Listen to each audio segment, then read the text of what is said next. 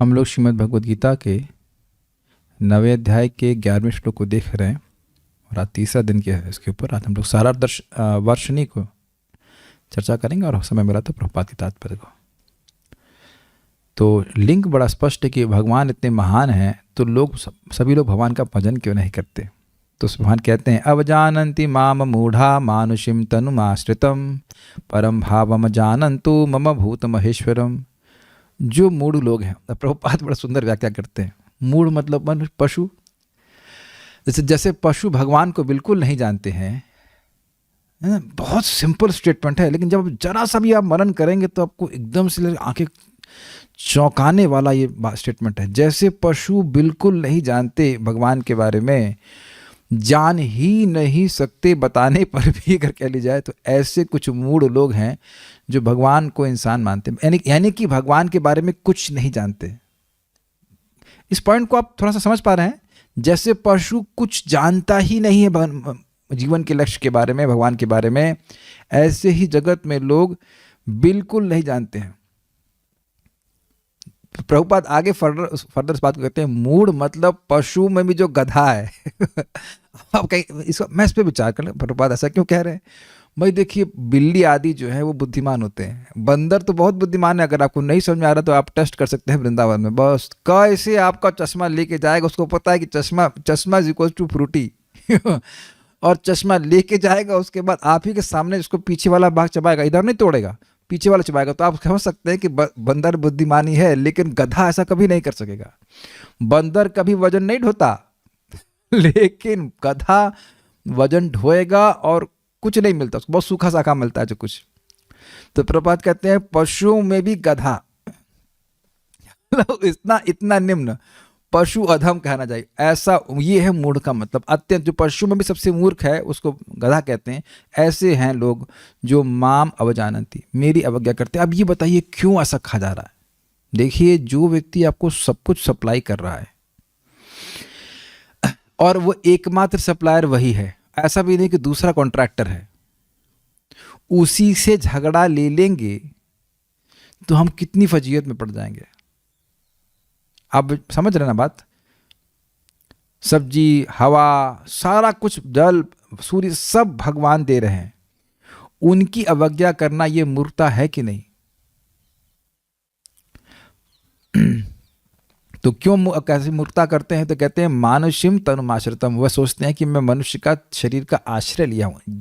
मतलब ऐसा, लेकिन सोचते ऐसा क्यों है, क्योंकि भगवान मनुष्य के नराकृति, मनुष्याकृति में प्रकट होते हैं, इसलिए वो सोचते हैं ऐसा। एक और उसको और स्पष्ट करते हुए कहते हैं परम भावम अजानन्तु, मेरे परम भाव को वह नहीं जानते हैं। क्या आपका परम भाव है, मम भूत महेश्वर, मैं सभी मनुष्यों का, सभी जीवों का, सभी भूतों का महाईश्वर हूं। ये एक अर्थ है। अब चक्रवर्ती पाद का हम टीका लेते हैं, उसको देखेंगे। तो एक बात तो हमें स्पष्ट समझ में आना चाहिए कि हम भी पहली लाइन की योग्यता से ही युक्त थे। यद्यपि हम लोग यह नहीं कहते थे कि हम लोग कृष्ण हैं या कृष्ण मनुष्य हैं, लेकिन कृष्ण के बारे में कुछ नहीं जानते थे। ये तो हमारे संग था, हम सभी संग घटित था ये बात। हो सकता है कुछ लोग अपने संस्कारवश भगवान कृष्ण की पूजा करते हों, ये भी हो सकता है, दैट्स वेरी गुड। लेकिन कोई विशेष सम्मान भगवान कृष्ण के प्रति तो नहीं था। लेकिन हाँ, मूर्ख नहीं कह सकते, ऐसा तो हम लोग शायद नहीं कहेंगे कभी कि हम कृष्ण हैं या कृष्ण मनुष्य हैं। लेकिन कुछ लोग ऐसे हैं जगत में जो इस प्रकार से बोलते हैं। बोलते हैं का मतलब है कि वह कृष्ण की लीला में दोषारोपण करते हैं। भगवान में कोई दोष नहीं है और जो कुछ भी वो करते हैं वो पूरा परफेक्ट है। लेकिन जब कोई आप मनुष्य मानेंगे तो मनुष्य तो भाई गलती करता ही है। अब सुंदर लड़कियां देख करके कौन नहीं फिसल जाएगा, तो फिसल गई अवतार। अरे फिसले नहीं भाई, तुम्हारी बुद्धि फिसल गई है, तुम्हारी बुद्धि फिसल गई, वो पूरी तरह से निरासक्त है।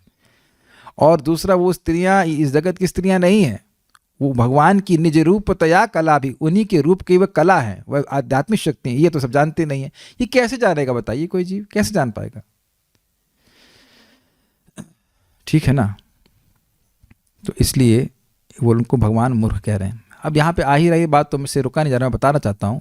आगे श्लोकों में भगवान कहेंगे, एक दो दूसरे इसके नेक्स्ट वाले में, महात्मानस्तु माम पार्था दैवीं प्रकृतिम आश्रितः। भजन्ते अनन्य मनसो ज्ञात्वा भूतादि अव्ययम, यह समझते हुए कि भगवान सभी वस्तुओं के अव्यय स्रोत हैं। महात्मा लोग भगवान का अनन्य भाव से भजन करते हैं, आश्रित होते हैं भगवान की दैवी शक्ति में, दिव्य शक्ति में, अंतरंगा शक्ति में। तो ये प्रभुपाद जी ने जब बोला तब मुझे बहुत स्ट्राइक किया कि देखिए, शरण तो हम लोग ले ही रहे हैं, ऐसा तो नहीं हो सकता कि हम किसी की शरण न लें, लेकिन अगर भगवान की शरण लेते हैं तो भगवान उसको महात्मा कहते हैं। और शरण लेने का बड़ा स्पष्ट अर्थ है कि जिसकी शरण ले रहे हैं उसके अनुकूल चलें, उसकी बात माने।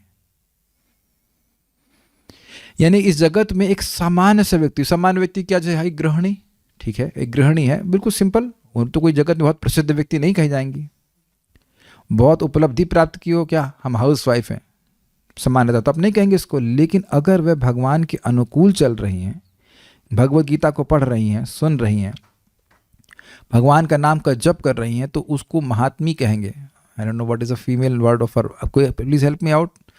साधु का साध्वी होता है, तो महात्मा का महात्मी होगा क्या?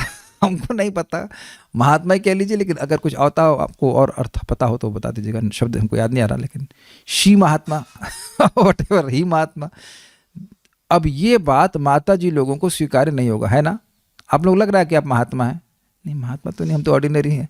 यही भक्तों का गुण है, यही भक्तों का गुण है वो एक्स्ट्रा ऑर्डिनरी, लेकिन अनुभव फील करते हैं हम तो ऑर्डिनरी व्यक्ति हैं, सामान्य व्यक्ति हैं। जबकि भगवान ऐसे व्यक्ति को महात्मा कह रहे हैं। क्यों महात्मा कह रहे हैं? महाआत्मा, उसकी आत्मा, उसका मन इतना विस्तारित हो गया, एक्सपैंड हो गया कि उसे भगवान की महिमा समझ में आ रही। और इन मूर्खों को मतलब पीएचडी किए रह सकते हैं, ये बहुत कुछ किए रह सकते हैं, लेकिन इनको नहीं समझ में आ रही भगवान की महिमा, वो संकीर्ण है। जैसे इस मेरी बोतल में पानी आ सकता है, ठीक है कि नहीं, लेकिन अब मैं कहूं कि हाँ okay let us do this experiment, do some prop. अब मैं कहूं कि ये जैकेट इसमें घुसाओ तो जैकेट नहीं घुसेगी इसमें, क्योंकि मेरा जो इसका मुंह है इस बोतल का ये बहुत संकीर्ण है। तो ये अलमारी का मुंह बहुत बड़ा होता है, उसमें हम फेंक देते हैं, जैकेट आ जाती है, तो जैकेट अट जाती है हमारी अलमारी में, क्योंकि अलमारी बड़ी है, इसका स्थान बड़ा है। तो ऐसे जिसका मन पवित्र होता है वह भगवान की महिमा को समझ पाता है। इसीलिए कहा जाता है हरे कृष्णा करो। बहुत सारी बातें भगवद गीता की सहज रूप से भक्तों को समझ में आने लगती हैं वो जप करते हैं तो, क्योंकि मन पवित्र होता जाता है, मन विस्तारित होता है, कॉन्शियसनेस एक्सपैंड करती है, तो बातें समझ में आती है। जितना ज़्यादा आप उसे पढ़ेंगे, जितना ज़्यादा जप करेंगे और जितना गीता भागवत के संपर्क में रहेंगे, जितना मन पवित्र करेंगे उतना समझ में आएगा। समझ पा रहे हैं? तो ये मूढ़ लोग का बुद्धि बहुत छोटी, और आप जगत में बोलते भी अरे बड़ी छोटी बुद्धि वाले हो, तुम्हें इतनी सी बात भी समझ में नहीं आती, इतनी सी बात भी तुम्हारी बुद्धि में नहीं अट रही। और एक और बात प्रभुपाद समझ में कहते हैं, बड़ा सुंदर, ये तो बहुत ही स्ट्राइकिंग। ये इतने मूर्ख हैं, वो कह रहे हैं कि भगवान नहीं है। तो प्रभुपाद कहते हैं कि तुम्हारा शरीर एकदम जड़ है कि नहीं? एकदम जड़। ये कुछ नहीं बोलेगा, ये कुछ नहीं बोल सकता, मैं बोल रहा हूं, ये कुछ नहीं बोल सकता। This is dead matter, this is dead matter and this is also dead matter. ये ढक्कन, जो बोतल का ढक्कन है, यह भी जड़ पदार्थ है, और मेरे गले में फिट जो भी ऑर्गन्स हैं वह भी जड़ पदार्थ हैं। Is it not striking? तो यह कैसे बोल रहे हैं? और हम पतली आवाज में बोल सकते हैं, हम मोटी आवाज में बोल सकते हैं। ये ट्यूनिंग कैसे हो रही है, इसके पीछे क्या हो रहा है? और मैं केवल इच्छा कर रहा हूं कि मैं पतली आवाज में बोलूं, मैं मोटी आवाज में बोलूं, मैं जोर से बोलूं, मैं कम बोलूं, लेकिन ये कैसे हो रहा है ये मैं नहीं जानता। तो इतनी भी अकल इन मूर्खों को नहीं है कि ये तुम देख रहे हो कि तुम्हारा शरीर भी जड़ है और ये क्रियान्वित होता हुआ दिख रहा है, इसके पीछे कौन सी शक्ति? इसमें कोई शक्ति तो होनी चाहिए, तुम तो नहीं कर रहे हो, है ना? और अब अगर वो कम से कम इतना तो स्वीकारो कि इसके पीछे कोई शक्ति है। अब वो कौन है वो तो अलग बात है, लेकिन कम से कम ये तो स्वीकारो कि तुम नहीं कर रहे हो। लेकिन मूर्ख व्यक्ति बड़ा स्पष्ट बोलता है कि भगवान नहीं है। तो तुमसे ये पूछो कि ये सामर्थ्य तुमको कौन दिया कि भगवान नहीं है? ये तुम कैसे बोल पा रहे हो कि भगवान नहीं है? ये तुम अपनी शक्ति से तो नहीं बोल रहे हो, ये समझने की क्षमता भी नहीं है। Is it not? चलिए, तो इन सब पॉइंट्स के संग आगे बढ़ते हैं। एक बात और भी कहूंगा कि भक्त लोग कभी आश्चर्य नहीं करते कि यार भगवदगीता तो बड़ी इंटरेस्टिंग है, लोग सुनते क्यों नहीं? आप लोगों को ये बहुत नॉर्मल लगता है ना, गीता तो सुनना ही चाहिए होता है, अच्छा लगता है गीता तो अच्छा लगता है, तो अन्य लोग क्यों नहीं सुन रहे? और जिनके पास बहुत अधिक बुद्धि है वो जियोग्राफी क्यों पढ़ रहे हैं? वो झूठी हिस्ट्री क्यों पढ़ रहे हैं? महाभारत क्यों नहीं पढ़ते? आप लोग के मन में कभी ये प्रश्न नहीं आता? कोई इतनी बढ़िया चीज है, इतनी अच्छी अच्छी बातें हैं, क्यों नहीं पढ़ते? इनवाइट भी किया जाए तब भी क्यों नहीं पढ़ते? अब समझ में आ रहा है, मूर्खता है। एक और बात पे रिफ्लेक्ट कर रहा था कि मान लीजिए आप मटर छीलते हैं, मटर छीलने में हाथ दर्द होता है, 1 घंटा किसी का सामर्थ्य है मटर छीलने का? यहाँ पे प्लीज रेज योर हैंड्स। हाँ, छील के देखना। ओके, साधना महता जी। अच्छा, आपने बता, तो अब आप ये बताएं कि 1 घंटा जप करने में हाथों में दर्द होता है कि 1 घंटा मटर छीलने में? बहुत सिंपल धारणा दे रहा, एकदम आश्चर्यचकित हो जाएंगे। तो ठीक है, 1 घंटा मटर छीलने के बाद जो हाथ दर्द हुआ उसके बाद मिला क्या? उसके बाद मिली आपको हरी मटर। उससे ज्यादा तो नहीं मिलेगा ऑब्वियसली, अगर आप भगवान को अर्पित करते तो अच्छी बात है, लेकिन मिला हरी मटर। लेकिन 1 घंटा जप किया तो अब कितना बड़ा लाभ हो रहा है ना? तो अब आप समझ गए ना, जो बहुत बुद्धिमान व्यक्ति है वह नाम को तवज्जो आदर देगा। आप बताइए, आज तक कभी ऐसा हुआ कि ऐसे उंगली से जब कर रहे हो दर्द हुई हो उंगलियां? इतना हुआ है? एटलीस्ट 16 माला में तो नहीं होता, लेकिन वह नहीं करेगा।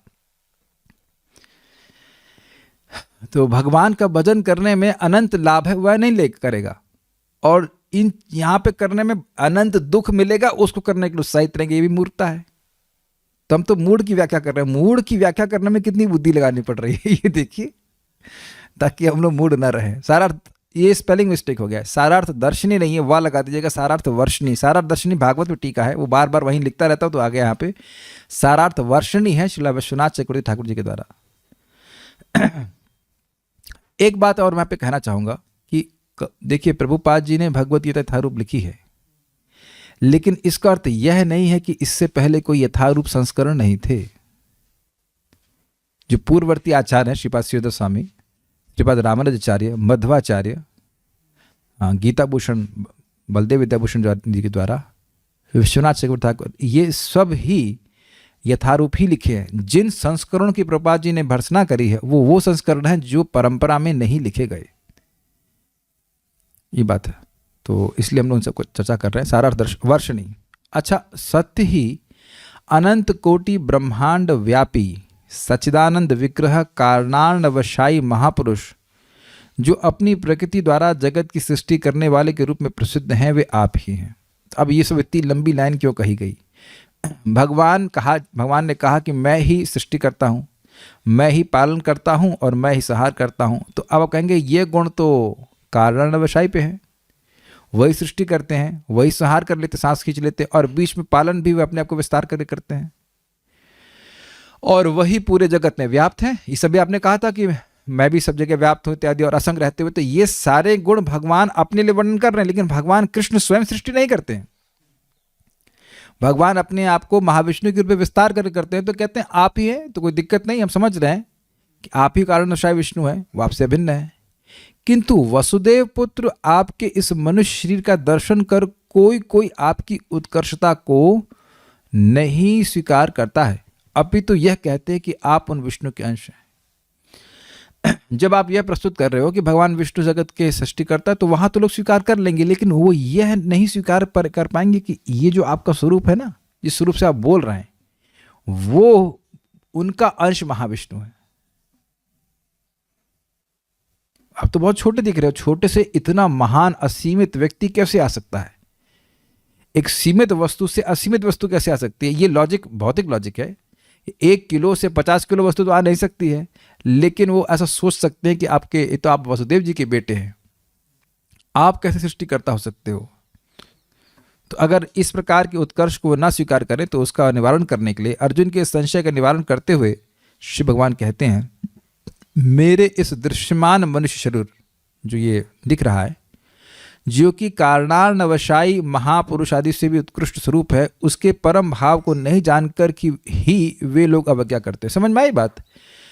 वो लोग नहीं समझ पा रहे हैं कि जो भगवान कृष्ण का स्वरूप नराकृति में, मनुष्य आकृति में दिख रहा है, वो अनंत रूप से व्याप्त, अनंत अपरिच्छिन्न महाविष्णु के भी स्रोत है। भगवान कृष्ण उनसे बलराम जी, बलराम जी से प्रथम चतुर्व्यूह, प्रद्युम्न अनिरुद्ध वसुदेव संकर्षण, और फिर उन संकर्षण से प्रद्युम्न अनिरुद्ध वसुदेव संकर्षण, और फिर उन संकर्षण से महाविष्णु, महाविष्णु से गर्भोदकशा विष्णु, गर्भोदकशा विष्णु, क्षीरोदकशा विष्णु। ये क्रम है। यह व्यक्ति नहीं सोच सकता है। यह देखिए, हम लोग डिसेंडिंग वे में सुन रहे हैं। आप समझने का प्रयास करें, हम लोग एकदम अज्ञान में हैं। तो भगवान के बारे में जो शास्त्र में वर्णन है वही हमको वैसे ही स्वीकार करना होगा जैसा बताया गया है। हमारे पास और कोई तरीका नहीं है वेरीफाई करने का। महाविष्णु हैं भी या नहीं, इसको हम अपनी इंद्रिय से नहीं वेरीफाई कर सकते, सत्यापित नहीं कर सकते। तो शास्त्र में जो वर्णन है उसको वैसे ही स्वीकार करना पड़ेगा। विष्णुर्महांस इह यस्य कला विशेष गोविंदमादि पुरुषम तमहम भजामि। जिन महाविष्णु के रोमकूपों से अनेक अनेक ब्रह्मांड उत्पन्न होते हैं, वह उनके कला विशेष हैं। ऐसे गोविंद का मैं भजन कर रहा हूँ। कौन बोल रहा है? स्वयं ब्रह्मा जी बोल रहे हैं। तो अब और क्या तरीका है हमारे पास सत्य को जानने का? ये बात है। लेकिन इस प्रकार के परम भाव को भगवान के नहीं जानते। यानी परम भाव समझ रहे हैं, महाविष्णु से भी परम उनका भाव है, उनकी परम सत्ता है, इसीलिए उनको परम सत्य कहते हैं। तो इस भाव को वह नहीं जानते। कैसा स्वरूप है? इसके उत्तर में कहते हैं भूत अर्थात ब्रह्म, जो कि सत्य स्वरूप है, मैं उसका भी महेश्वर हूं, अर्थात परम सत्य स्वरूप मैं हूं। यहां महेश्वर पद को सत्यांतर व्यावर्तक अर्थात अन्य सत्य निषेधक के रूप में जानना चाहिए। अर्थात भगवान कृष्ण से परे कोई सत्ता है, इसका निषेध करने के लिए इसका प्रयोग हुआ है। देखिए, शब्द था मम भूत महेश्वरम। तो कह रहे हैं कि अर्थ क्या हुआ? मैं भूत का भी महा ईश्वर हूं। ठीक? तो भूत मतलब होना, भूतवा भूतवा प्रलीयते, हो करके नष्ट होते हैं, सुन चुके हैं। तो भूत का एक अर्थ होता है पंच महाभूत, और भूत का एक अर्थ होता है होना, यानी सत्ता। तो त्रिकालिक सत्ता किसकी है? निर्विशेष ब्रह्म की बात कर रहे हैं। तो वहां ब्रह्म अनादिकाल से है, अभी भी है और अनंत काल तक रहेगा। तो भूत शब्द से ब्रह्म को भी इंगित किया सकता है। ये कुछ ग्रहण कर पा रहे हैं? ये ऊपर जा रहा है सब। मैंने कहा था ना कि ये बात थोड़ी समझने में टेढ़ी लगेगी। भूत का एक अर्थ होता है पंच महाभूत, और भूत का अर्थ होता है होना। होना मतलब सत्ता, जिसकी एग्जिस्टेंस हो। तो अगर मैं पूछूं कि निर्विशेष ब्रह्म की अनादिकाल से सत्ता है या नहीं है? है। अभी भी निर्विशेष ब्रह्म है या नहीं है? है। और क्या अनंत काल तक रहेगा या नहीं रहेगा? रहेगा। निर्विशेष ब्रह्म हमेशा रहता है, जैसे सूर्य का प्रकाश हमेशा ही रहता है। तो उसी प्रकार से निर्विशेष ब्रह्म की सत्ता रहती। तो कह रहे हैं कि भूत मतलब वह निर्विशेष ब्रह्म जिसकी सत्ता हमेशा बनी रहती, तो उसके भी महा ईश्वर है। अब इसके ईश्वर कैसे हैं भाई? जो चीज जिस पर आश्रित हो, तो जो उसका आश्रय है उसको कंट्रोल करने वाला है। तो अब ये निर्विशेष ब्रह्म क्या है? यह भगवान श्री कृष्ण की अंग कांति है। तो ईश्वर होगा कि नहीं? तो अब महा ईश्वर का मतलब क्या हुआ? महा ईश्वर का मतलब हुआ कि उनसे परे कोई ईश्वर नहीं है। उन्हीं की अंग कांति को निर्विशेष ब्रह्म कहा जाता है। ऐसा नहीं है कि उनकी ब्रह्म जो है वो भगवान से आए और भगवान किसी और से आए, ऐसा नहीं है। तो इसीलिए महा ईश्वर शब्द जो है वो सूचित कर रहा है कि ये परम ईश्वर है। ईश्वर परम कृष्ण नहीं सुना आपने? तो जैसे ईश्वर परम कृष्ण बोल रहा है, तो परम ईश्वर वहां लिखा है, उसी तरह यहाँ पे महा ईश्वर। परम ईश्वर का मतलब हो गया कि उनसे परे और कोई ईश्वर नहीं है। उसी प्रकार से महा ईश्वर कहने का अर्थ है कि उनसे परे कोई ईश्वर नहीं है, और वह इस सत्ता के, इस निर्विशेष ब्रह्म के परम ईश्वर हैं, ये अर्थ है। तो इसलिए और कोई सत्य उनसे श्रेष्ठ हो, इसका निषेध इस शब्द महेश्वर से करा गया। और अब सब लोग को लग रहा है कि ठंडी में बुखार लगने लगा। इतना टफ हुआ, बहुत टफ हो गया क्या? थोड़ा थोड़ा भाई, भगवान स्वयं आगे जाके बोलेंगे ब्रह्मणो ही प्रतिष्ठा हम। ब्रह्म की, इस निर्विशेष ब्रह्म की प्रतिष्ठा, आश्रय, आधार मैं ही हूँ। भगवान श्री कृष्ण गोलोक पे रहते हैं और गोलोक में रहने वाले भगवान कृष्ण की अंग कांति, जो उनके अंगों से निकलने वाला प्रकाश है, उसी को निर्विशेष ब्रह्म कहते हैं। उसी में अनंत कोटि वैकुंठ निवास करते हैं। ये तो हम पहली बार नहीं बता रहे हैं, ये लग रहा है कि पहली बार बता रहे हैं, नहीं ठीक है, तो इतना तो नहीं लग रहा कि पहले। ओके, तो अब ये बताएं कि ब्रह्म जो है वह किस पर आश्रित है। ओके वरुण प्रभु माइक लीजिए, आज आप फंसे के बेचारे, माइक क्यों लिए पास में। ब्रह्म किस पे आश्रित है? भगवान। एकमात्र ब्रह्म किस पे आश्रित है? भगवान। अब समझ में आ गया? भगवान मतलब कौन सी भगवान? भगवान कृष्ण। भगवान कृष्ण। Is it okay? यानी कि और कोई सत्य नहीं है जिस पे ये ब्रह्म आश्रित हो, यानी ब्रह्म एकमात्र भगवान पे ही आश्रित है। तो महा ईश्वर अर्थात परम ईश्वर जो इस भूत अर्थात ब्रह्म के नियामक है, वह है भगवान कृष्ण। तो इसको वह नहीं जानते कि जो निर्विशेष ब्रह्म है उसके भी ईश्वर भगवान है। और उल्टा क्या कहते हैं? उल्टा क्या कहेंगे? वो ब्रह्म से ही कृष्ण आए हैं। अब समझ में आ गया? मानुषी रूप लेकर के आए हैं। बहुत बहुत टेस्टी टीका है। वो सोच रहे हैं कि जब भगवान जब निराकृति रूप में आते हैं तो वो सोच रहे हैं कि ब्रह्म से निकल के आया है। ब्रह्म को जब कुछ अविद्या ने पकड़ लिया तो वह मनुष्य रूप में आ गया, कृष्ण रूप में आ गया। जबकि मम भूत महेश्वरम, मैं इस भूत अर्थात शाश्वत सत्ता वाले ब्रह्म का महा ईश्वर, महानियामक, महाआश्रय हूं। महाआश्रय मतलब उससे बड़ा कोई आश्रय नहीं है। Should we move forward? Okay. Amarakosha एक ग्रंथ है, ये डिक्शनरी है संस्कृत के शब्दों की। उसमें कहते हैं भूत अर्थात सत्ता, पृथ्वी आदि तत्व या स्वस्थ स्थिति। तो बाकी दो अर्थ तो यहाँ पे नहीं हम ग्रहण कर रहे हैं, मतलब यहाँ पे वो चक्रवर्ती पद अर्थ नहीं ले रहे हैं उसका। इससे पहले भूत शब्द का अर्थ लिया गया था पृथ्वी आदि तत्व, तो उसके महाईश्वर भगवान हैं, लेकिन यहाँ पे अर्थ लिया गया भूत अर्थात सत्ता, मतलब एग्जिस्टेंस। ये सत्ता मतलब समझने का प्रयास की जैसे हमारी भी सत्ता है, हम लोग एग्जिस्ट करते हैं, पंच महाभूत की सत्ता है। लेकिन पंच महाभूत से मेरा मतलब पृथ्वी आदि हमेशा नहीं रहते, प्रकट रहते, लेकिन जीवात्मा हमेशा रहता है। तो एक सत्ता है, लेकिन हम सभी के नियामक के रूप में हमारी सत्ता नहीं है। हम लोग नियमित हैं, हम लोग नियामक नहीं है। लेकिन भगवान भी हमेशा रहते हैं, भूतकाल, भविष्यकाल और भूतकाल, वर्तमान और भविष्य में, लेकिन वो नियामक के रूप में विद्यमान है। तो अलग अलग सत्ताएं होती हैं, एग्जिस्टेंस कहते हैं। गोपाल तापनी श्रुति में वर्णन है, तमेकम गोविंदम सचिदानंद विग्रहम वृंदावन सुरभूरुहा भावनासीनम सततम स मरुद्गणो अहम परमया स्तुतया तोषयामि। वृंदावन के अमर वृक्षों के कुंज में आसीन एकमात्र सच्चिदानंद विग्रह गोविंद को मरुदगण के साथ मैं परम स्तुति द्वारा तुष्ट करता हूँ होना चाहिए, करती नहीं, करता हूँ। श्रीमद् भागवत में भी नराकृति परब्रह्म कहा गया है 9.23.20 में। मेरे इस मानसी शरीर का सच्चिदानंदमयत्व एकमात्र मेरे तत्व से अभिज्ञ भक्तों द्वारा ही परिकीर्तित होता है। क्या मतलब है?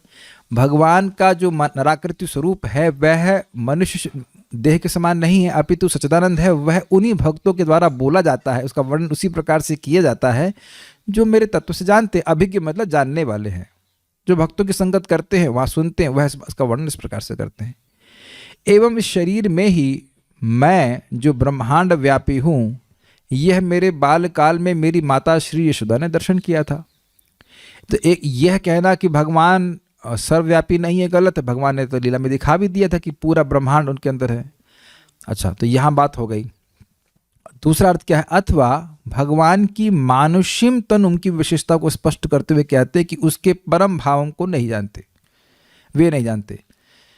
परम भावम अजानंतु, श्लोक इस प्रकार से है, अवजानंती मामूढ़ा मानुषिम तनुमाश्रितम परम भावम अजानंतु। तो ये परम भावम जो विशेषण है, ये भगवान के मानुषी तनु को की विशेषता का वर्णन कर रहा है। अगर आप परम भावम को एक विशेषण के रूप में लें, किसके? भगवान की मानुषी तनु को, अर्थात उनकी नराकृति के विशेषण के रूप में ले, तो क्या अर्थ होगा जरा देखिए। वह लोग भगवान के इस नराकृति के परम भाव को नहीं जानते। अवजानंती माम मूढ़ा मानुषिम तनुमाश्रितम परम भावम अजानंतो। तो क्या अर्थ है इसका कि जो मूर्ख लोग हैं वह मेरे इस मानुषी तनु के परम भावों को नहीं जानते। ये अर्थ है। अगर ऐसे ग्रहण करें तो क्या है परम भाव? यहाँ परम भाव का तात्पर्य है उत्कृष्ट सत्ता। भाव मतलब सत्ता, फिर भाव का मतलब हो गया सत्ता, अर्थात विशुद्ध सत्व सच्चिदानंद स्वरूप। तो वह ये नहीं समझ पा रहे हैं कि भगवान का शरीर और भगवान में कोई भेद नहीं होता। वह भगवान के मानुषी तनु के परम भाव को नहीं जानते। ये अर्थ है। ठीक है। अमर कोश में भाव, सत्ता, स्वभाव, अभिप्राय, इनका व्यवहार पर्यायवाची के रूप में देखा जाता है। अर्थात भाव का ही पर्यायवाची है सत्ता। तुम मेरी परम सत्ता को नहीं जानते कि मैं सच्चिदानंद स्वरूप, विशुद्ध सच्चिदानंद स्वरूप हूं। वह तो मुझको सतोगुण के विकार के रूप में हमारे शरीर को बोलते हैं। परम भाव को और विशेष भाव से दिखा रहे हैं। मैं मम भूत महेश्वर हूं। भगवान का परम भाव का एक अर्थ है कि भाई सच्चिदानंद स्वरूप हैं, लेकिन भगवान के पार्षद भी सच्चिदानंद स्वरूप होते हैं। तो फिर भगवान के परम भाव होने में क्या विशेषता है? तो कह रहे हैं कि मम भूत महेश्वरम, भगवान के पार्षद ब्रह्मांडों के महा ईश्वर नहीं हैं। तो कह रहे हैं मम भूत महेश्वरम, अर्थात ब्रह्मा जी जो मेरे श्रेष्ठ भूत समूह हैं उनका भी मैं महान ईश्वर हूं। दरअसल देखिए, मम भूत, भूत मतलब जीव भूत भी ले लीजिए। तो मेरे द्वारा जो जीव सृष्ट हैं, ब्रह्मा जी मेरे सृष्ट जीव हैं, मेरे, समझ पा रहे हैं? मम भूत को एक साथ लीजिए, मम भूत, जिन जीवों की सृष्टि मैं करता हूं, जीवों से मतलब उनकी शरीरों की सृष्टि मैं करता हूं, उनका मैं महा ईश्वर हूं। तो ब्रह्मा जी की सृष्टि भगवान विष्णु से हुई कि नहीं?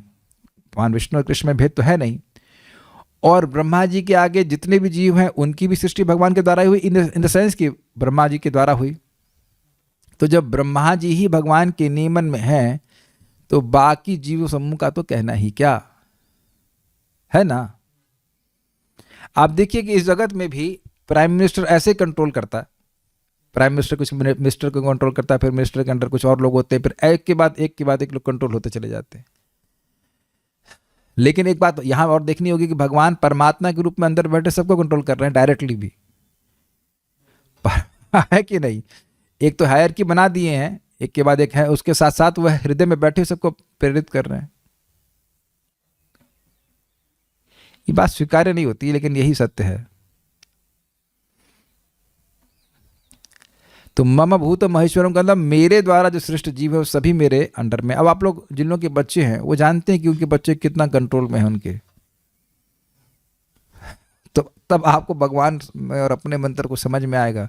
कुछ लोग मुस्कुरा रहे हैं, मतलब अब वर्णन तो कभी कभी माता पिता खुद, अरे बड़ा दुख दे रहा है, सुनता ही नहीं है। तो एक बच्चे कंट्रोल नहीं कर पाते और उस भगवान सभी जीवों को कंट्रोल कर रहे हैं। तो आप देख ही लीजिए।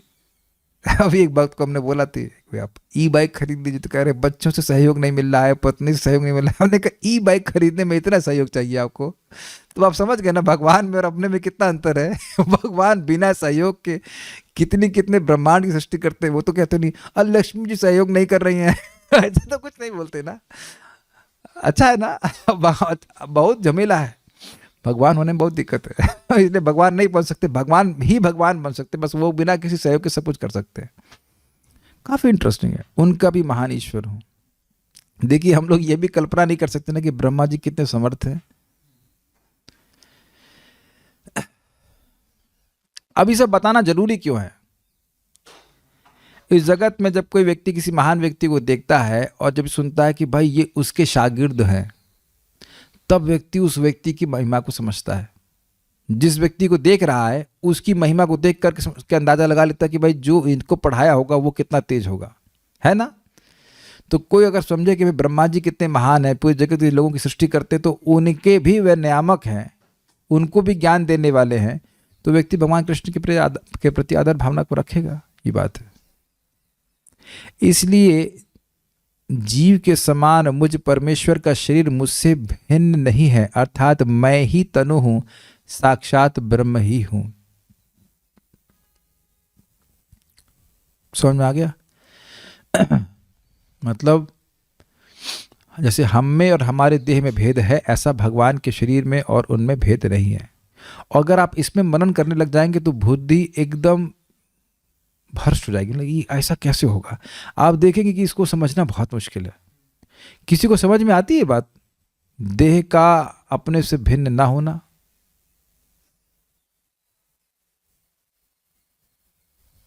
अगर थोड़ा सा बुद्धि का उपयोग करें तो यह तो देख पाएंगे कि मैं देह से भिन्न हूं। जब बुद्धि का प्रयोग नहीं करते हैं तब हम मानते हैं कि हम देह से अभिन्न हैं।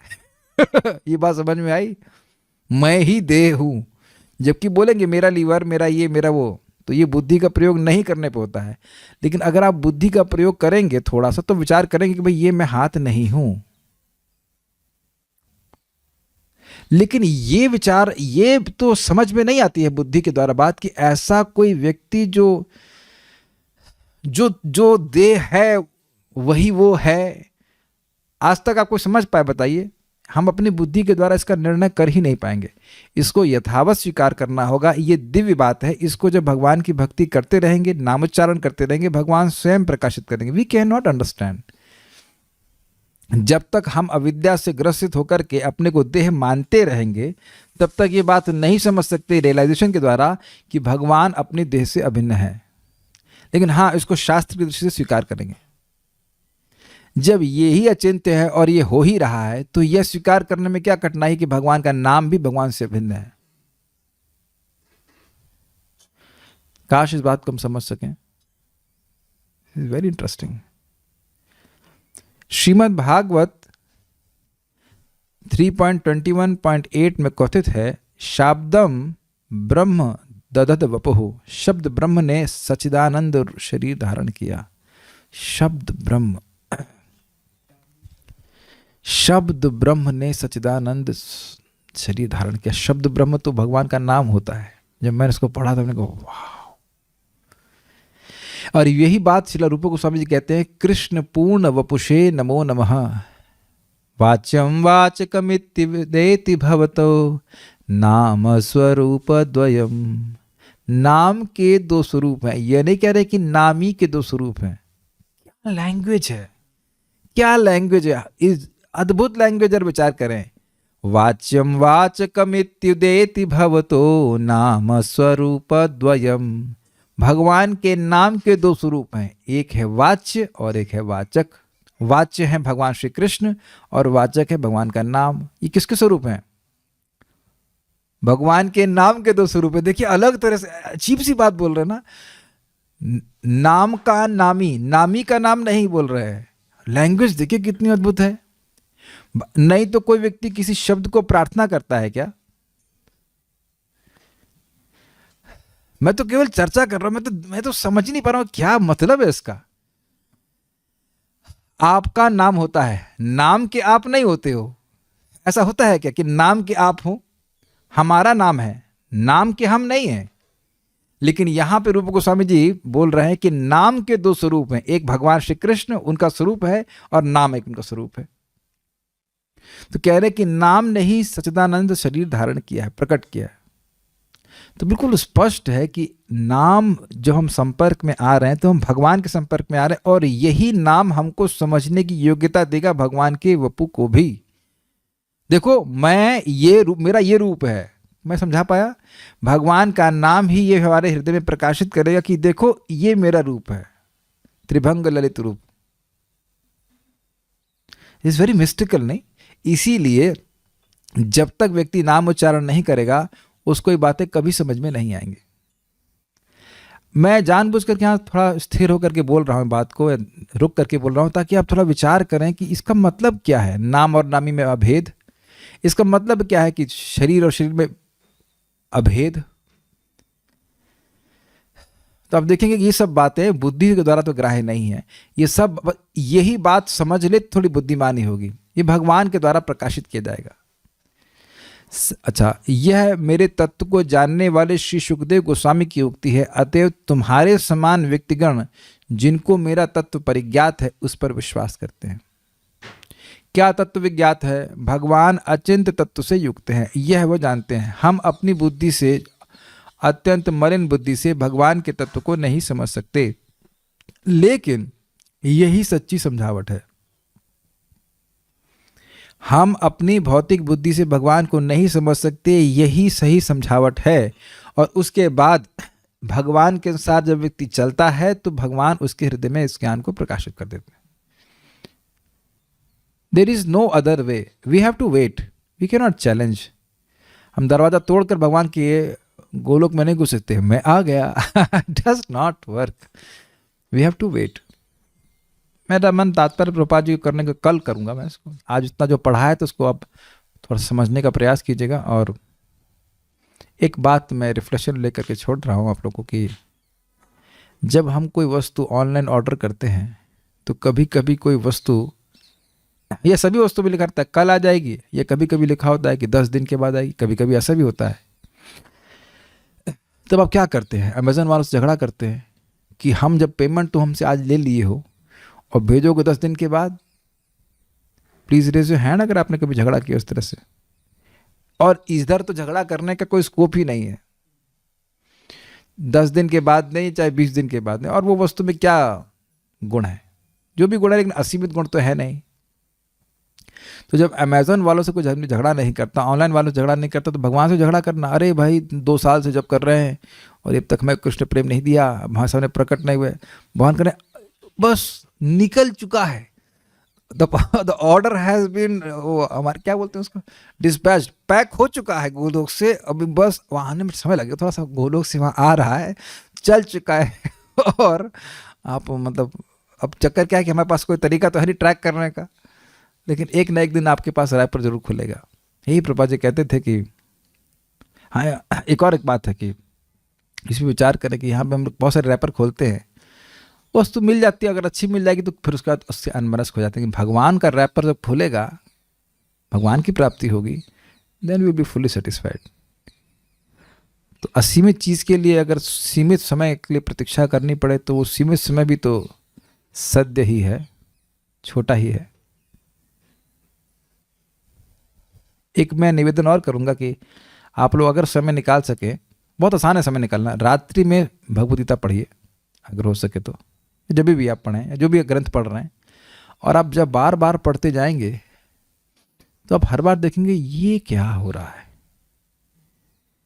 ये पहले तो चीज़ समझ में नहीं आ रही थी, ये अब कैसे समझ में आ रही। इससे आपको भगवान के नाम में बहुत श्रद्धा होगी।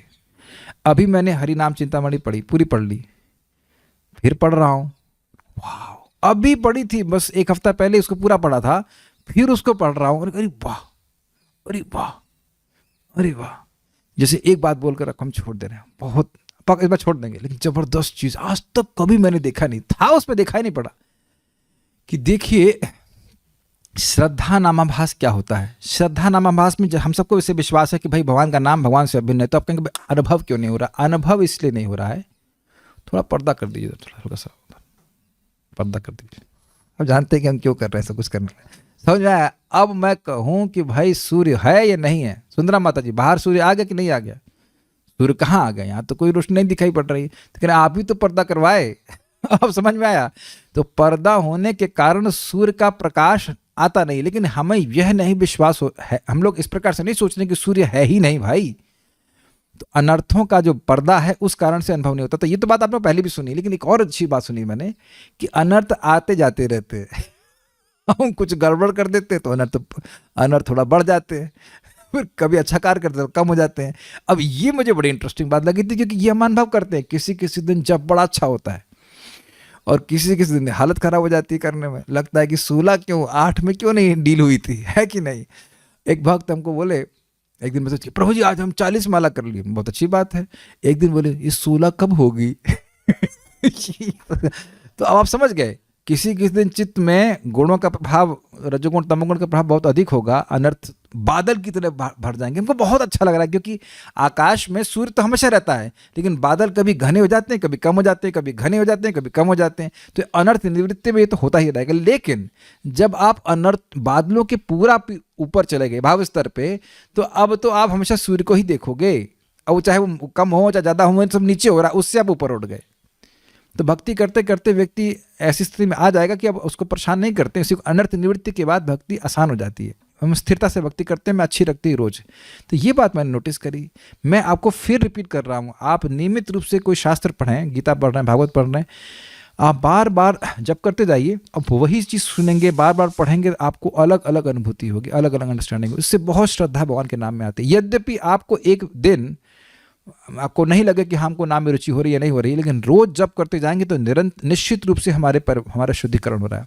दिस एटलीस्ट मैं अपने अनुभव से बोल सकता हूँ कि हाँ, इससे बहुत मतलब ये विश्वास बन जाता है कि हाँ, हमारा प्रगति हो रही है।